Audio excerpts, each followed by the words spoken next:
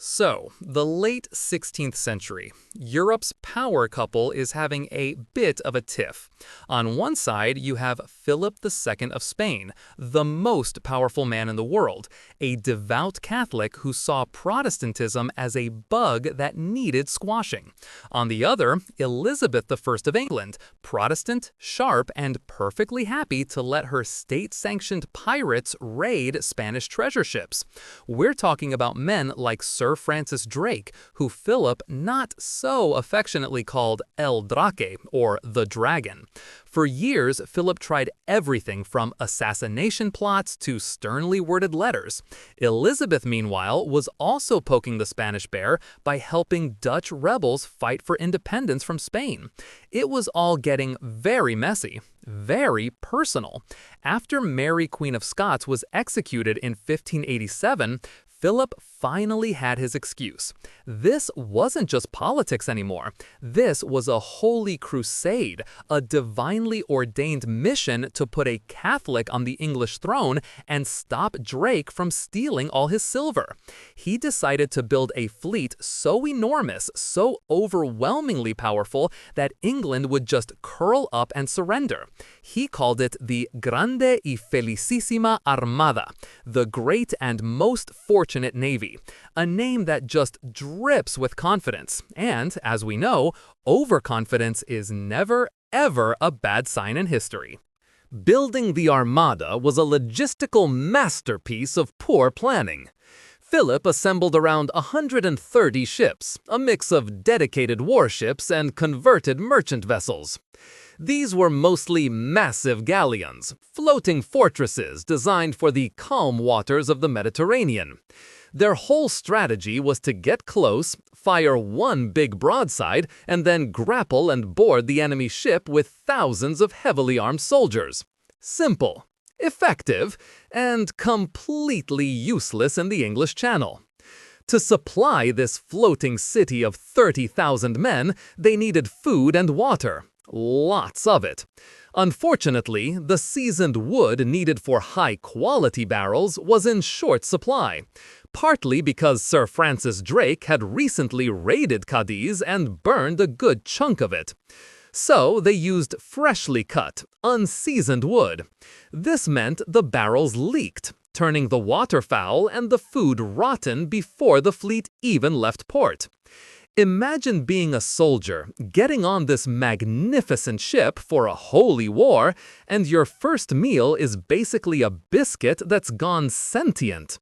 The whole enterprise was a monument to the idea that if you throw enough money at a problem, it will eventually, probably, sort itself out.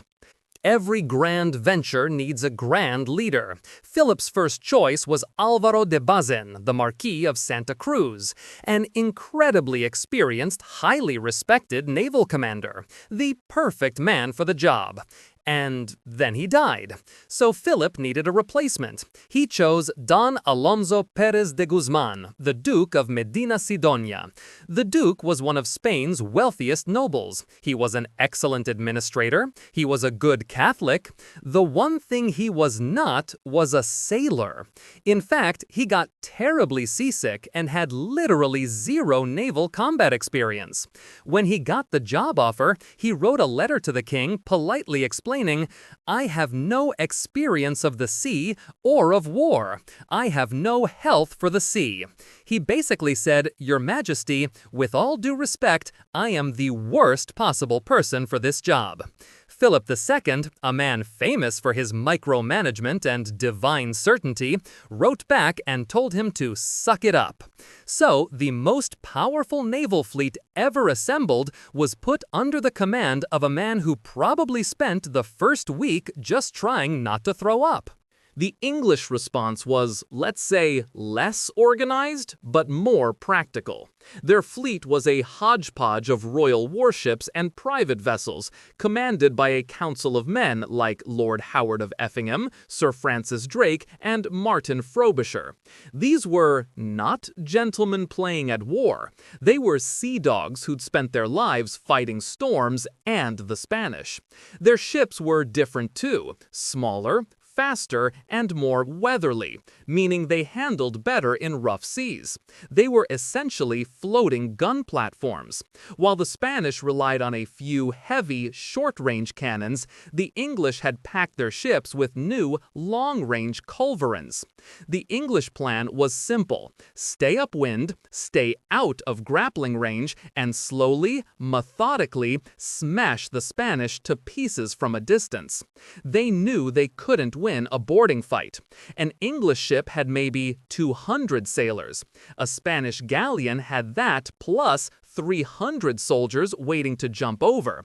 So the English strategy was born of necessity. It was the naval equivalent of refusing to get into a boxing ring with a bear and instead just throwing rocks at it from very far away. In late July 1588, the Armada was finally spotted off the coast of Cornwall. It sailed into the English Channel in an imposing, tight crescent formation. This formation was a defensive masterpiece. The weaker ships were protected in the middle, while the powerful warships guarded the horns of the crescent.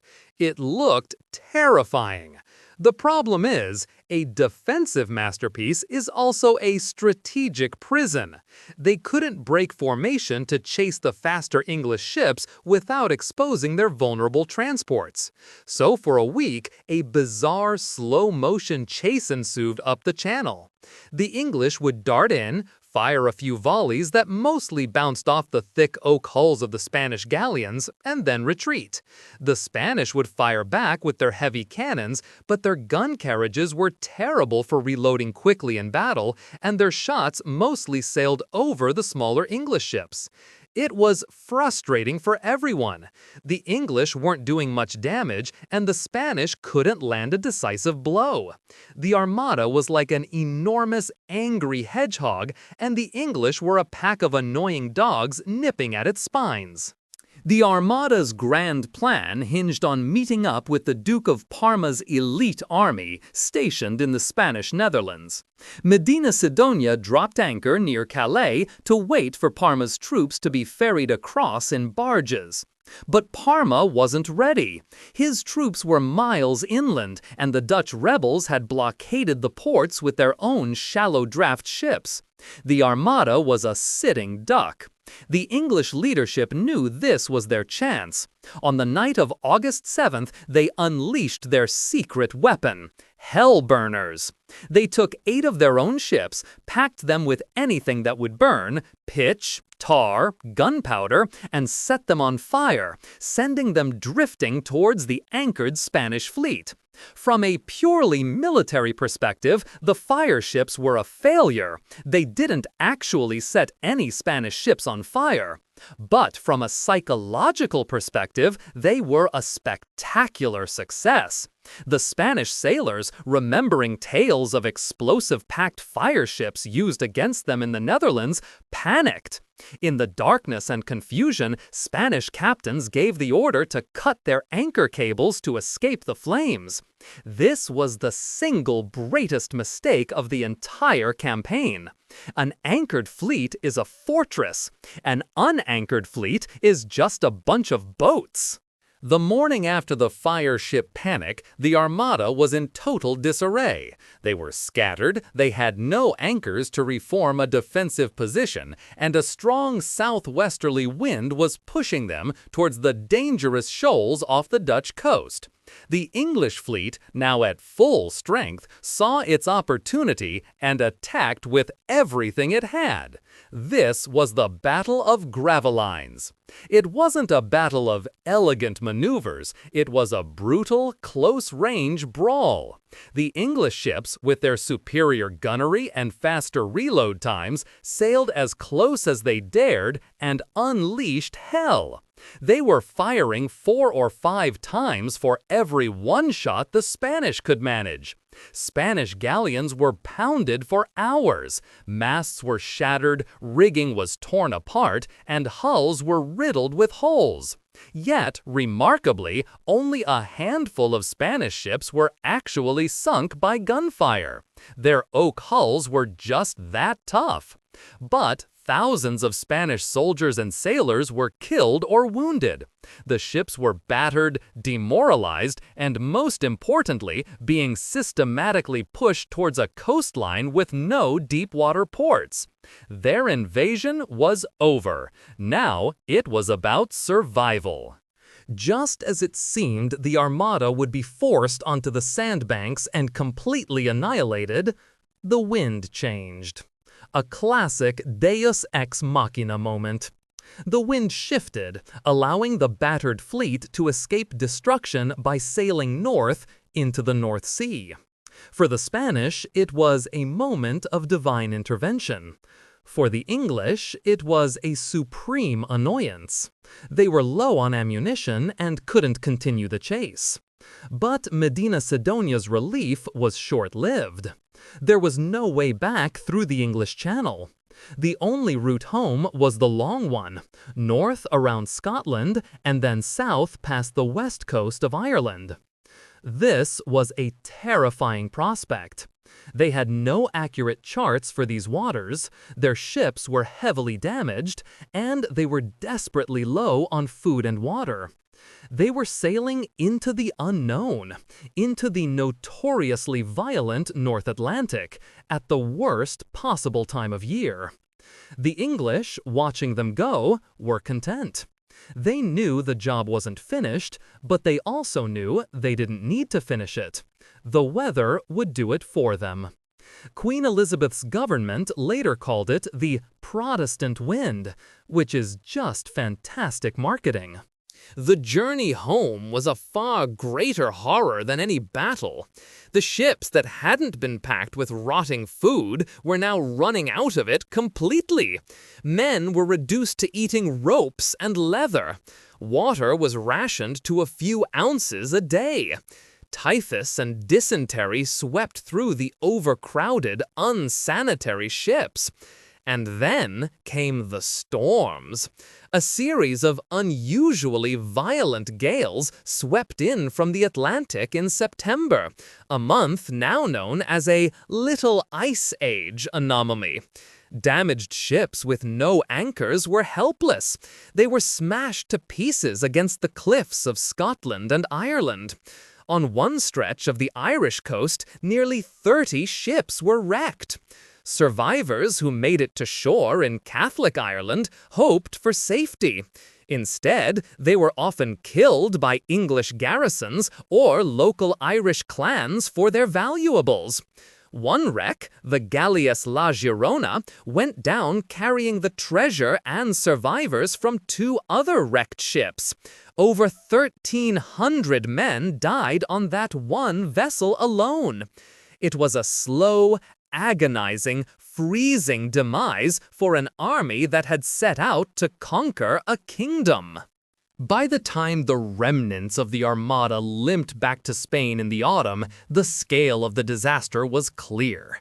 Of the 130 ships that set out, perhaps 60 returned, most of them barely seaworthy. Of the 30,000 men, an estimated 20,000 were dead.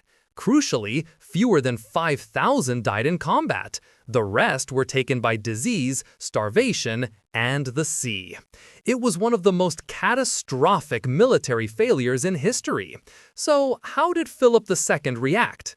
He didn't blame his seasick admiral or the rotting food barrels. Instead, he famously said, "I sent the Armada against men, not God's wind and waves." It's an elegant way of saying, it wasn't my fault, the weather cheated. England, on the other hand, went into a public relations frenzy.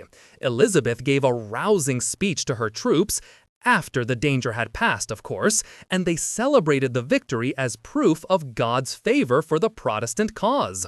The myth of the small, plucky English fleet defeating the mighty Spanish giant was born. The truth is more complex. England's sailors were brilliant, their ships were better suited for the fight, but the real victor was a combination of logistical incompetence and some truly epically bad weather. If you enjoyed this video, please like, comment, and subscribe to our channel for more historical insights. Thanks for watching, nerds!